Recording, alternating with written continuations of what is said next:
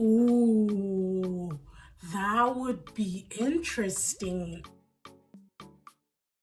Hi beautiful people, welcome to the channel. Today we're going to be talking about Vampire Academy, the television series.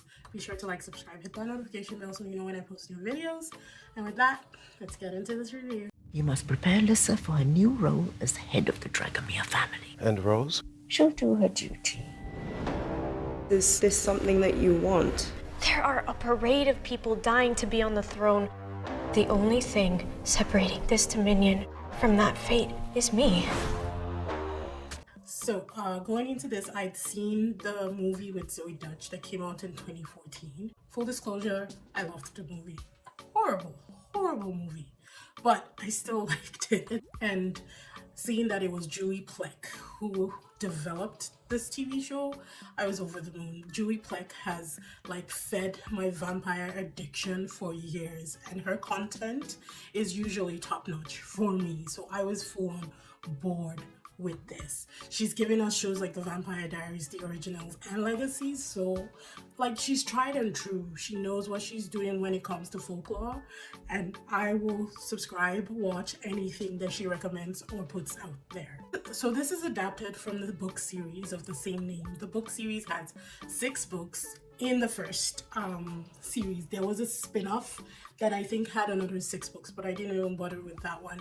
In the Vampire Academy series, I only read, I think, the first 2 books. After that, I was like, okay, this is corny, it's cheesy. It's a lot of things that I just didn't have time to follow down. I was like, I'll wait till they do the movies or adapt it into whatever kind of live action they're gonna do later on. And I was right. It got not only a movie in 2014, but it also got a television series. I have to say, the first episode was rough. It was like, oh, okay, I guess this is what we're doing. We're gonna strap ourselves in and just power through this. But right after the accident, things really picked up. Honestly, it was like the sirens from Talocan just really luring me in until I was drowning in the series, because I finished it in one day. I just kept going. After each episode, I was like, okay, next, because it did amp up and it got really interesting. Julie Plec has this way of taking elements from the entire series of a book. She did this in Vampire Diaries, and I enjoyed it completely. She took elements from all the books and created this jumpstart season 1. And that's what she usually does, because even in the Vampire Diaries, they don't really stick to the book completely. They take elements from the book and they mix and match it to make beautiful content for us, and this is no different. So every single book had a place in season 1, which makes me excited and a little bit worried for season 2 if they do get a season 2, but we'll cross that bridge when we get there. Guardians are raised to be tough. No matter how good you are, there's good enough and there's gone. I want to protect my best friend from danger. Good.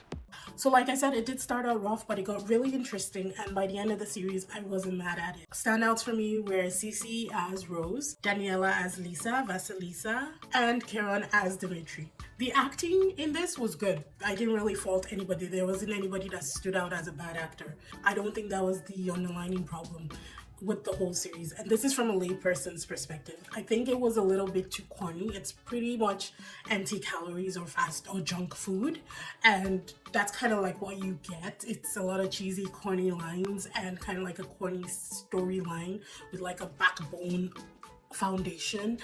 It's weird to explain. You gotta watch it to understand, right? It's kind of First Kill from Netflix, but a lot better.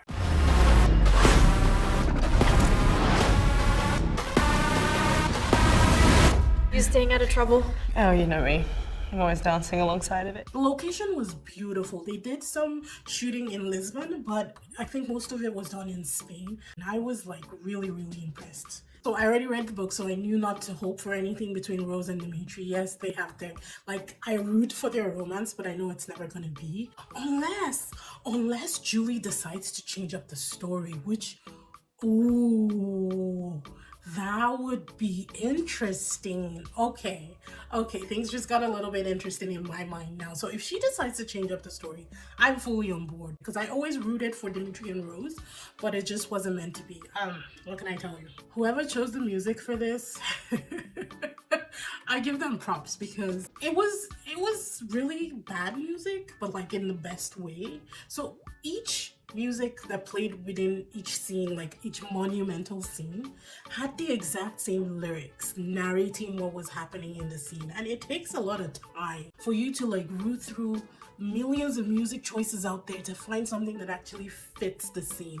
So it didn't really make for like great music, but it made for funny content for sure. I was living for it. So props to whoever did that. I think honestly, give credit where credit is due. There's something strange happening. We will survive because there is no other option.